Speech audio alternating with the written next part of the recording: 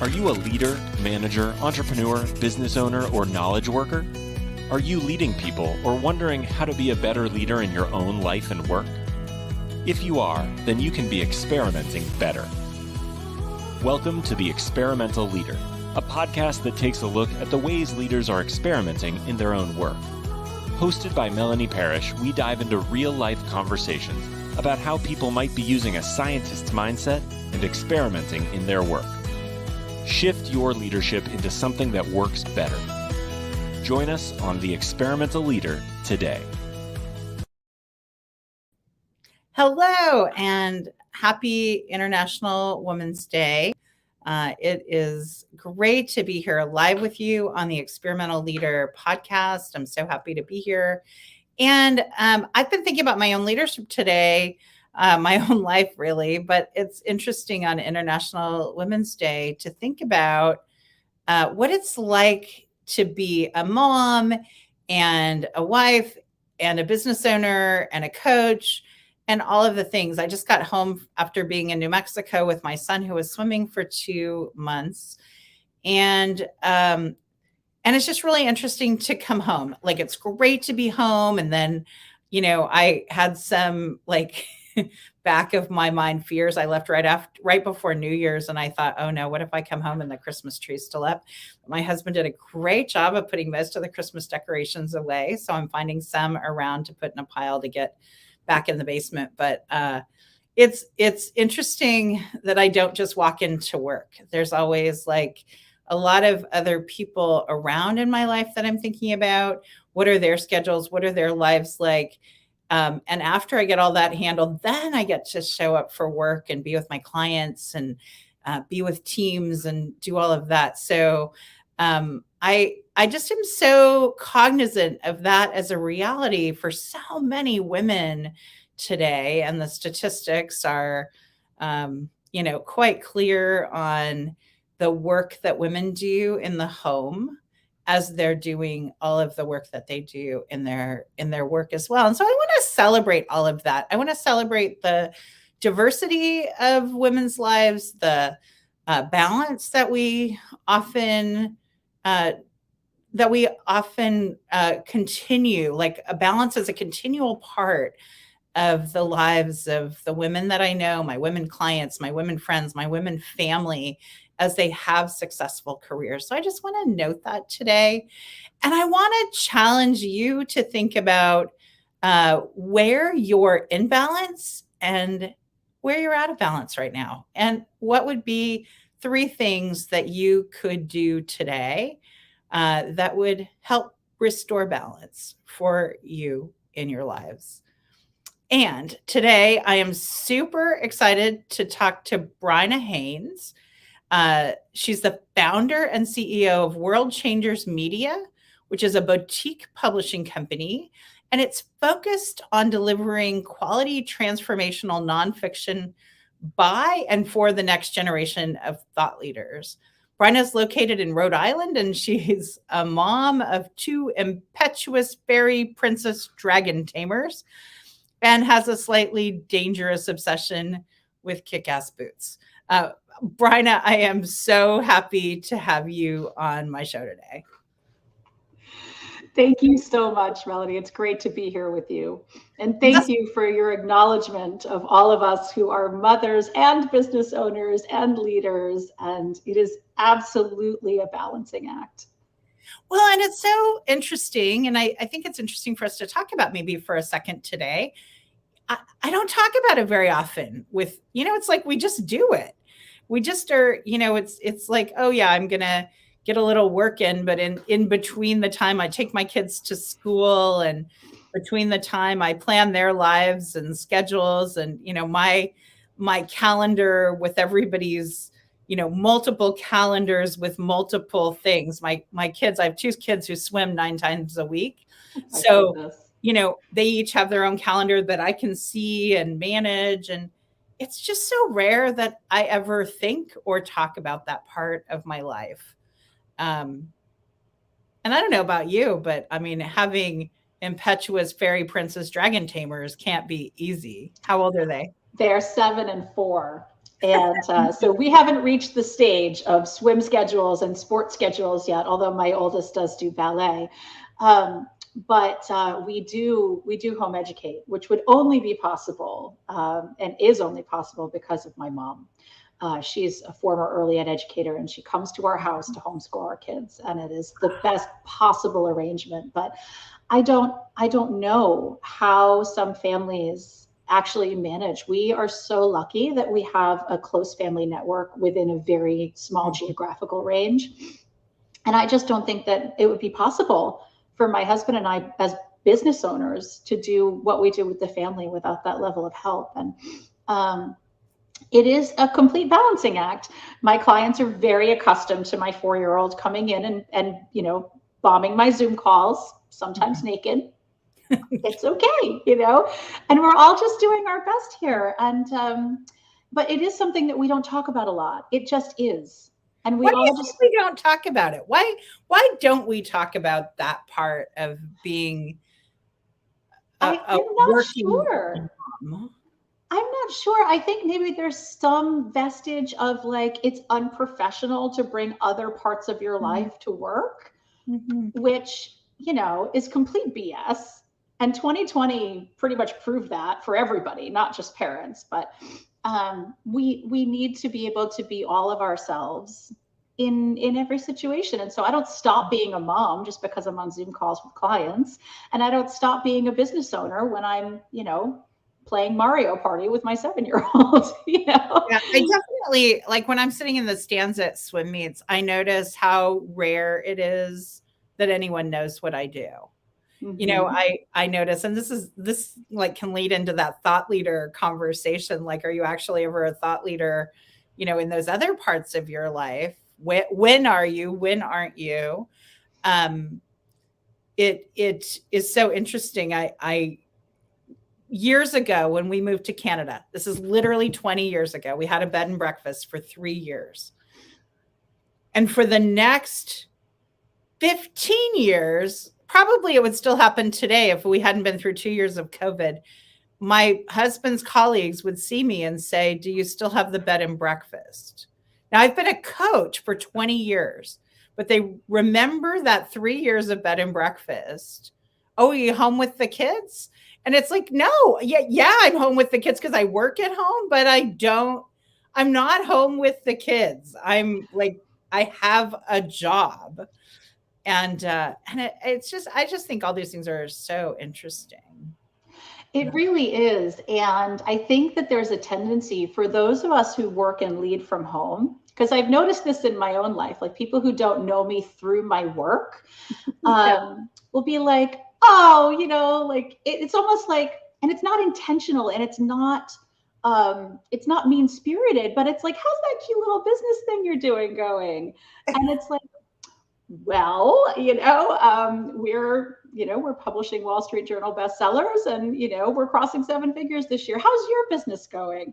And there's this kind of, I think 2020 alleviated this as well for many, many people, but I think that there is a perception that those of us who work from home or who create businesses that are, for lack of a better term, like laptop lifestyle businesses, that it's somehow less real than if we go park ourselves in an office.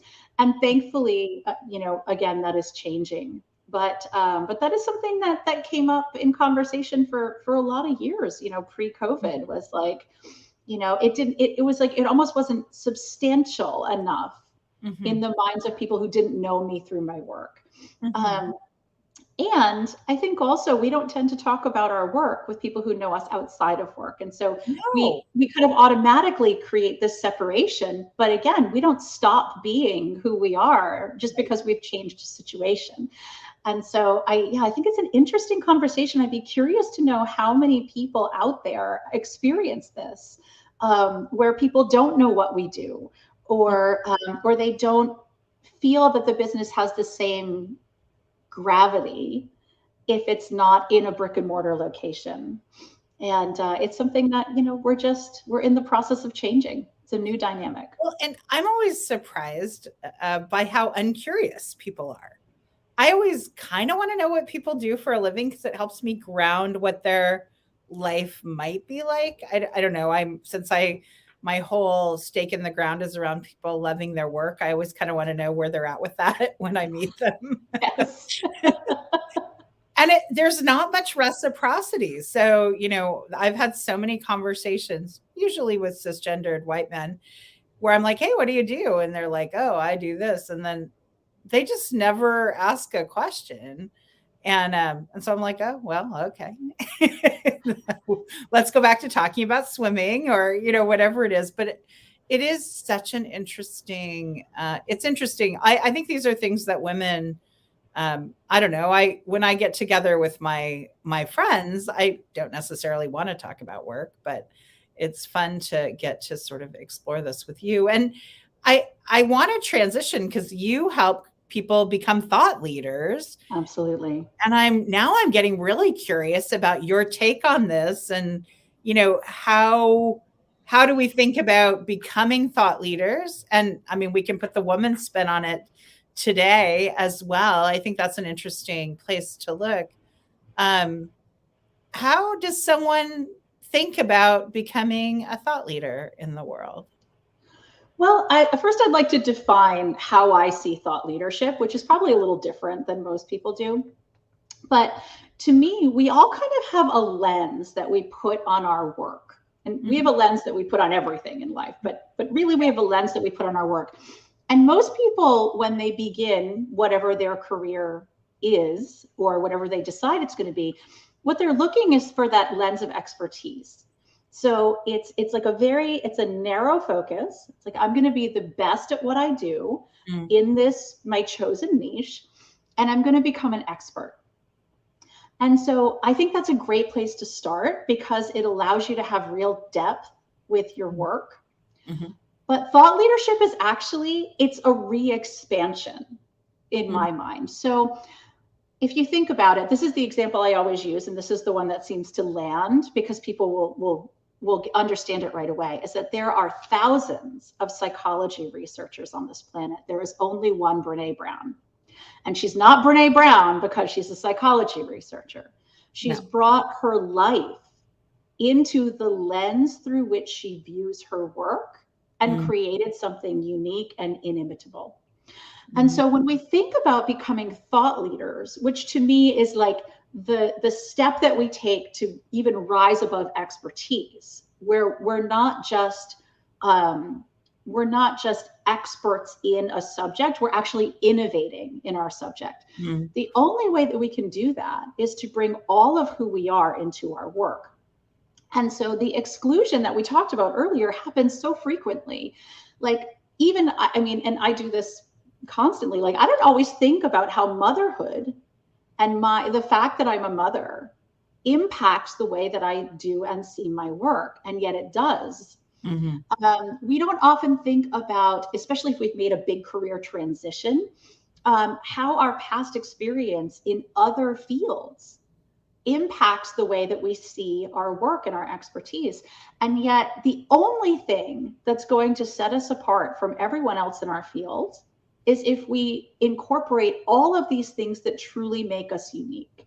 The way we see the world, the way we see ourselves, the way we think about life and purpose and why we're here, the sometimes random seeming skill sets that we've accumulated over the years that when you put them all in combination, it's completely unique and no one else is going to see your work the way that you see it when you expand your view to include all of who you are.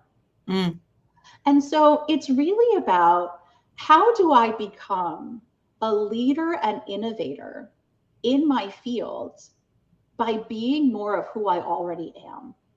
It's not something that we can strive for outside of ourselves. Like expertise is that, right? We can strive for what we don't already know. We can, chase after the knowledge and the experience and the metrics and all of that. And all of that is great. But the thought leader piece happens when we allow ourselves to put the full impact of us and see our work through that. And it lends itself to purpose. It lends itself to innovation. It lends itself to out of the box thinking and creativity. And it also, again, provides a way that we can be completely unique in our work because no one else is going to have the same experiences or lens that we have. Mm-hmm. Well, it's interesting because I went through this. I had a book that came out in April of 2020. And I have to say that going through so I'll preface this by saying, I actually started a book. It took me about 7 years to write that book. And right before I wrote that book, I started another book that was kind of a coachy kind of, live your best life kind of book. And I actually had a client who had a New York Times bestselling ghostwriter who looked at it and was like, Melanie, you don't have any ideas in here. Like, you can't just be a coach. Like, you actually have to come up with a thing. You have to have things you say. And I thought that was so interesting. So I ditched the whole thing. I mean, I just went, well, okay, back to the drawing board. And I was so grateful to her for being, just so confident in ideas that she could see that I didn't have any, because she sent me back to the drawing board. And I got this seed of an idea for the Experimental Leader. I knew the title the entire time I was working on it. I knew what the book was, but going through the process of writing that book, and really in the last 2 years after it came out, I learned even more about the thinking of it as people would ask me questions, and I would get more solid in that sort of experimental leader world I created. And the ideas are actually still really interesting to me. And the expansion of those ideas is still really interesting to me. What does it take to lead experimentation, as opposed to a lot of the book is about how do you do experimentation, but then there's a whole extra layer of how do you lead experimentation. I love it. I love it. And I think, it's very interesting that you get to be in that process in your business, in your work, and really living as an example to your clients and your audience about how this plays out in real life. Yeah. It's really very cool. And I think stepping into thought leadership in any aspect is really about experimental thinking. So I'll give you an example from my own journey. So when I first started my writing business, it was 2006, I believe. And I had no prior experience. I just knew that I had always wanted to write. I was tired of what I was doing at the time. I was a color educator and master stylist at a salon here in Providence, Rhode Island. It was so much fun. I still have clients that I talk to. I loved the people. The work was incredibly creative, but I knew it wasn't what I was meant to be doing. And so I tossed it all out the window and I hung a sign on my door that said editor, and I went to work. And one of the things that happened was, as I dove into expertise, and the reason I started editing is because I wanted to be a better writer, because my goal at that point was to finish the epic fantasy novel I had been working on for a bajillion years, right? And so I dove into my expertise and I found myself excluding all of these parts of myself that actually, in the end, could have contributed to a quicker growth spiral. Like, for example, I ended up squarely in the nonfiction arena, which I absolutely adore because it's where I do all my best work. For about 10 years, I didn't feel like I could admit that in my spare time when I'm not working, the only thing I read is epic fantasy. And then I started looking at, wow, these two arenas have a lot to teach one another. And so now when we're looking at book structure from a transformational nonfiction perspective, what we're looking at is world building. We're looking at story development. We're looking at character development. It translates so beautifully, but I had completely shut the door on that conversation for a very long time because I didn't feel it looked professional as a nonfiction editor to admit that I love reading about dragons, right? So there's this tendency that we have to say, oh, that doesn't fit. And we push it out of the way in favor of chasing after the current definition of expert. And actually, that's backwards, because the current definition of expert is defined by the thought leaders in the field being who they are, not by everybody conforming to this narrow pathway that says, you know, editors have to be this way, business coaches have to be this way, business leaders have to be this way, CEOs can only do this, right? And so what we're trying to do is we're trying to be acceptable as an expert in our field, and at the same time, we're limiting the potential for thought leadership when we shut aspects of ourselves out like that. And it's so interesting. My husband has a couple of books, but one is a publisher came to him and said, "Hey, your work's really interesting." He's a professor, and they said, "Your work's really interesting. Do you want to write a textbook?" And he was like, "Hey, coincidentally, I'm writing a textbook." And he said, "I really want to write a textbook that's a developmental psychology textbook from an evolutionary point of view." And they went, "Oh, okay, yeah." And then they signed the contract. And then the acquisitions editor leaves the publisher, and then he starts to submit stuff, and then they start to take out all the evolutionary stuff, and they start to tell him, "Oh, we need to edit that out because all these other textbooks don't do that." And finally, the editor says, "Well, we don't want to write a developmental textbook from an evolutionary point of view." And he's like, "Go look at the contract." Like, it's literally what we're doing. And so they got the first edition published, and then the next time they did it again, and he eventually just ended up getting the rights back and taking on the publishing himself, because it was so innovative that they wouldn't do it because it didn't conform to what was already out there. Never mind that he had, you know, so many amazing researchers who loved his innovative textbook. And he is still quite proud about it. It's still quite an innovative piece of work in the world, developing people in a new way in developmental psychology. So it's so interesting how that publishing author marriage works. I'd love for you to talk a little bit about that and what you guys do. Absolutely. So that you basically summed up the issue that's happening. I don't want to say across the board because I never want to generalize, but I see it happening a lot in the world of traditional publishing, and I can only imagine that it's just as bad or worse in academia. So what has happened in publishing is that, you know, obviously companies exist to make money. And especially with the advent of self-publishing and the possibility for self-publishing, publishers have had to really lock down on, you know, securing contracts that they believe will sell. And so what happens is publishers are looking for ideas that are marketable to the current market. And so it becomes an echo chamber in many ways. And it's not nurturing the next generation of ideas and thought leaders.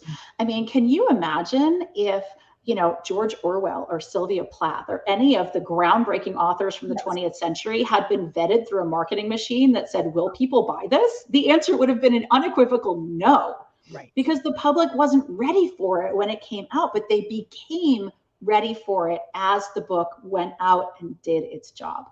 And so, you know, when it comes to working with authors and ideas, I've kind of landed in this middle space because I've worked with authors who have traditionally published. I mean, I've been in this business over 15 years now, and I've worked with authors who have self-published. And when I created World Changers Media, it was to stand in the middle, to give authors the incredible editorial support that they receive at traditional publishers, the idea development, the, you know, really creating the best possible product, but in a format where they own all of their own rights and royalties, because it's not the best practice, in my opinion, to look at marketability from the perspective of what we perceive the public will buy, or even what we perceive the public needs.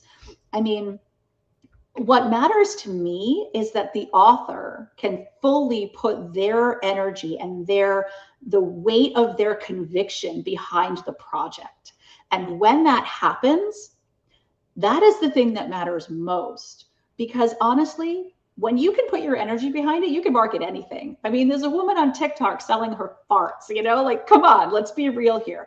If you believe in it and you are willing to put your energy behind it and put it out there, you can sell it. And so what matters most to us when we're talking about working with authors is really, is the idea transformational? Does the idea have legs? Is this going to be a positive force for impact in the world? And of course, we have processes to make sure that it does its job for the reader and to help the author market it in the most aligned way possible. But it's not a question of whether people are going to instantly be on board with an idea. It's more, does the world need this? And I think it's an important distinction. And also, because of the way we're set up, we're not doing, the venture capital model of publishing, which is, what's been done for over 100 years, really since the inception of the industry, is that big print runs at the beginning. Let's gamble and see how many books we sell. Yes, it's an educated guess, but it's still a financial risk for a publisher. And publishers are becoming less and less willing to take a financial risk on a new author or on an idea that isn't an automatic sell. So it's a really interesting dynamic. And I'm seeing it happen in the music industry too, because I know a lot of people in music, and I'm a lifelong musician myself. And, it used to be that, if you went and played with your, I used to play guitar in coffee shops for a living for a little while as a late teenager. And, if you were in the right place at the right time, someone would come and discover you. And then you would be given a chance to have an impact on a larger scale. That doesn't happen anymore. It's like, if you want to have the level of support that Beyonce has, you need to already be Beyonce. And if you have to get there on your own, why would you give away, 90% of your royalties at that point? That's right. So yeah, it's a very interesting place to be right now, because the industry is changing so much so fast. But I think, what your husband experienced is incredibly common. And actually, has a lot of authors feeling left out in the cold. It was a really disorienting process for him to have to continue to fight for his innovative idea with his partner in business, essentially. Yeah. I want to move, and I warned you I was going to ask you this. So my book came out in April 2020, and we did, it did okay. It's done fine. I wanted to have an opportunity to express thoughts, to take up, as a coach, I rarely get to, I don't speak as much as I ask good questions. So I wanted an opportunity for my ideas to have a place to live. And my book was a good place for that. And we did lots of marketing stuff, at the beginning. But I'm curious to hear from you sort of that longer game of having a book, having the idea of sharing thoughts into the world. How should I be thinking about it now? That's such a good question. So I think the approach is really unique for every author, and it really is multifaceted. So a lot of people, when they write a book, they fixate on launch, and launch is important. But I think about launch as like going to the hospital to have the baby, right? And you still have a whole baby to raise, like you still have, years of support. And that support over the years, if you do it right, becomes less and less and less until the book becomes its own independent entity and can do its work in the world without a whole lot of input from you, right? That's the goal that I see. And I kind of communicate to all of our authors. It's a long game. And so depending on your goals, because really it has to be tailored to your goals for your business and for your impact in the world. So a lot of my authors will leverage their books for more visible and more lucrative speaking engagements, and actually work book sales into their speaking contracts. It's a really good way to get the book in a lot of hands really quickly and easily. It's like, I'm speaking to 500 people. Part of my speaking fee is that all 500 of those people need to have a book on their seat. So that's a really good one that a lot of people don't think of right away. And then there are, ongoing visibility strategies, everything from, doing podcast interviews, right? Great way to communicate your big ideas and have real conversations about it in a way that people can connect with on a personal level. And just making sure that everyone you speak to knows you have a book, because sometimes we forget, right? It's like, and I have this book, right? It's like, let it be a part of everything that you do, and always be directing people back to that as the resource for them to introduce themselves to your ideas. Because to me, that's really what a book is meant to do, is to be an ambassador for your ideas. And, a lot of people come to me and they're like, yeah, I want to do a lead gen book. And I'm like, no, like, no. And the reason for that is that books are a different animal than any other kind of marketing. And this is why people get so confused, because they want to treat a book the same way they treat their YouTube channel and their lead magnets and, all of the other things. But a book is different. A book is something that someone is going to sit down with and spend 5 to 15 hours or more cuddled up with, engaging with. And at the end of it, what do we want to leave them with?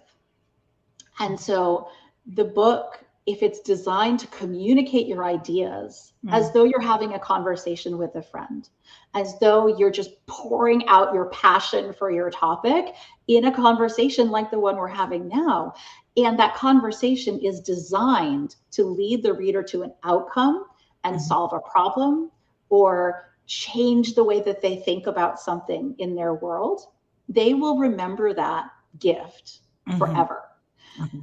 Like, have you ever read a book and you feel so connected to the author? Maybe you've never even seen a picture of this person, right? And you read it and you feel so connected to them that you talk about them like they're your friend, and you tell all your friends about them, and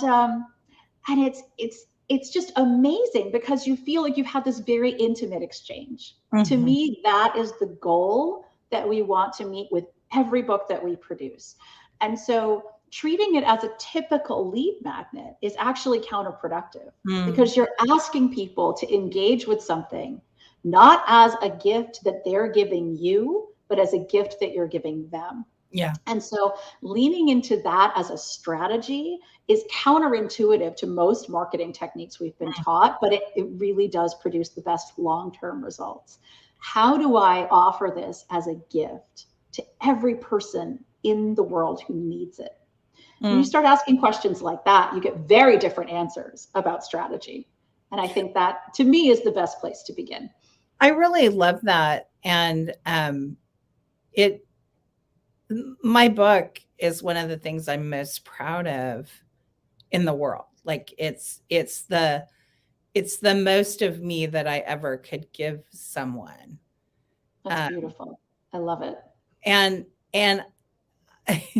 and it is, and so few people read. It's so interesting. It's like, I know I can change their life. I know I can offer value, but they have to open the pages and they have to read it. And so I always just get so excited when people take a minute and read my book, or how many, 5 to 15 hours? Depending on people's reading speed. I think mine's pretty dense. I often get the comment, when they get to the end, they're like, okay, now I feel like I have to go back and start again. And I was like, okay, yeah, I didn't want it to be one of those books where there was a great concept in the first chapter and then nothing else.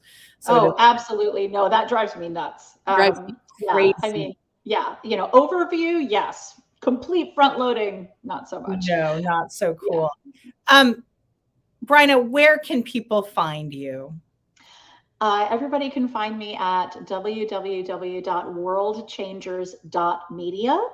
And I don't do, the typical like lead magnet download. I really want to have conversations face to face with anybody who's interested in learning more about a thought leadership book. So there's a link right on my homepage. You can book a call with me and we can chat about anything book related you want to talk about.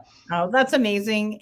Thank you so much for being on the show. It's just been fabulous to get to chat with you and to pick your brain and to hear all of your thoughts about becoming how people become thought leaders.